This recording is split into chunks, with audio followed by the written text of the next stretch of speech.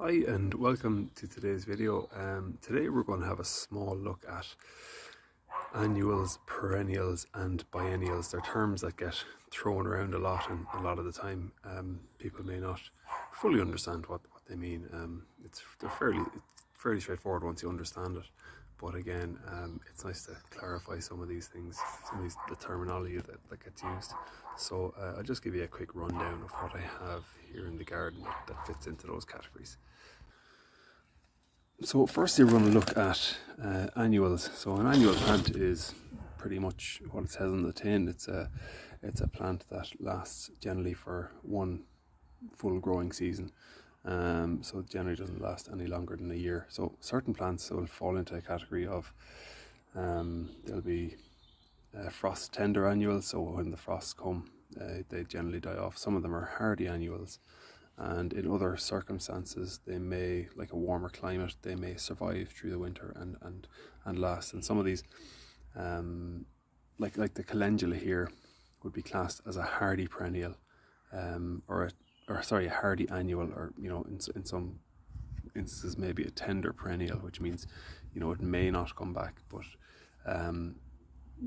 they generally can withstand the types of the frosts. I suppose the one drawback with them overwintering it and then trying to bring them on for the following years, that they tend to get a bit raggedy and maybe lose their kind of nice neat look. So it probably is better off to replace them. But the likes of the calendula, or a lot of people would call it a pot marigold. So these are plants that I planted last year, but I have cut them back. But you can see the stem here where I have cut them back, but you can see lots of new buds have come up over here over the winter, and so they'll be nice to have a bit of colour for spring, but they probably won't last the full growing season for me, so I'll probably take them out. But another one that would be a frost tender annual is a marigold plant. So you can see it there, it's completely died back over the winter of the frost, and I've cleared off all the seed heads off it. I've collected the seed, I'll grow them on for the following year. But generally they're ones that we tend to know pretty well. What would fall into the annual category would be marigolds, petunias, begonias, busy lizzies, and the likes of those. And just as an example, here's some winter pansies that I bought for a couple of containers I was planting. But again, they'd be an annual plant, so they wouldn't last so long. They wouldn't last any longer than one growing season. But the likes of the calendula, but they do seed very freely, so again they may probably come back up in the same spot every year, which may appear like an annual, but it's just that they've seeded so freely, as opposed to dying back and then coming back to life after in the springtime. So that's kind of what your annual plants in. Again, they last a full growing season, and that's it. Moving on to our biennials, I have a couple of examples here. So I have an Eoin, and I have a teasel plant.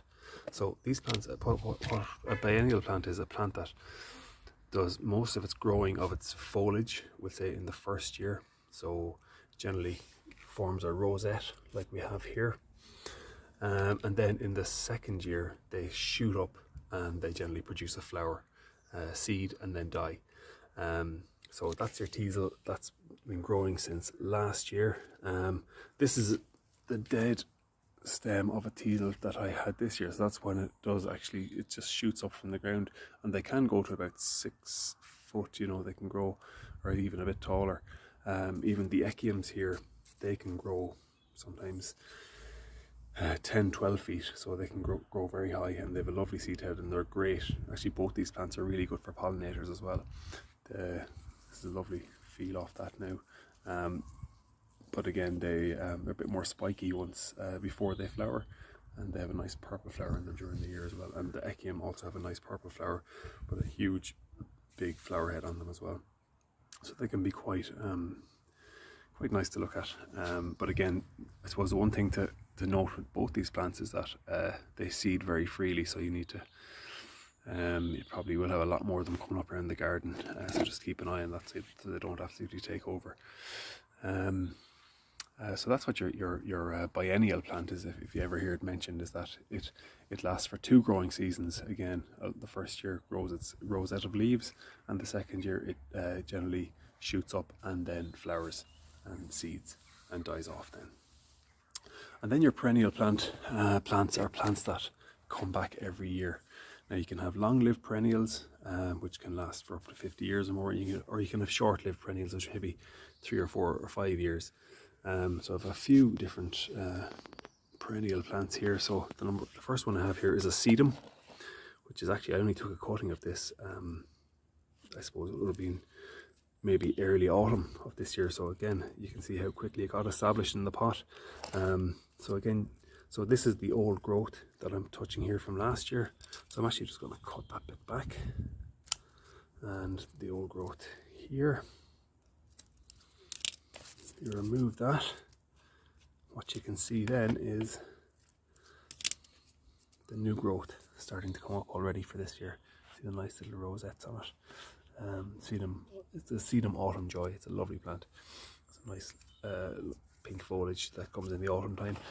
Obviously autumn joy, and lasts, kind of right up to winter, nearly right up to Christmas, or maybe depending on how cold the weather can be.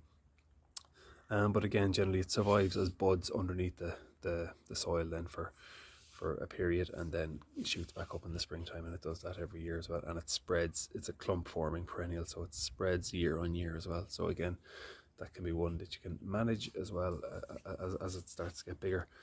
This one is slightly different. This one is an oxalis. So it's a kind of a clover, and again it spreads. Oxalis iron cross it's called. So it's a lovely green leaf on it, where it has kind of a reddish cross through the leaf as well. So it's a nice one to look at. Again, gets a lovely pinkish flower on it. But again, that spreads by these little bulbs, and again just spreads year on year as well. It can be a little bit invasive. It gets into the garden as well. That's why you keep it in a pot. But again, it's a lovely full plant when it absolutely takes over this pot when it gets going. It's a lovely one to look at. And then we have here is a dahlia. Some people will take their dahlias out of the ground for the winter time to store them inside and then plant them again. I've kept this one in the pot. I have kept it in a sheltered spot. I have it outside here now. But again, with the likes of these, you can just cut them off. That's last year's growth.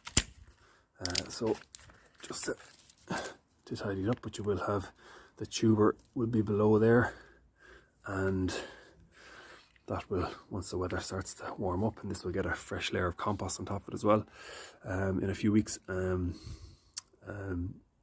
Perennials are plants and they come back year on year. So again, the tuber will be fine underneath the soil there, and then will shoot up once the conditions are right for it. So again, just a small little overview of annual, biennial and perennial. Again, it's a good one to know in terms of so you'll generally see it. I have a couple of seeds here. You'll see it in the garden centres even when you're picking up your seeds. You can see here the calendulas. That's the first annuals I was showing you there. So you can see here in the top it says it's a hardy annual. So again, it can survive cold weather, but generally and again, good for pollinators. And there's a plant that's called stock Brompton mix, and again it's a hardy biennial. So again, that's a plant that will do a lot of growing in its first year, and then flower the following year after that. So again, good to know these terms, and we'll revisit the garden next week and see what we come up with. Okay, thank you, bye.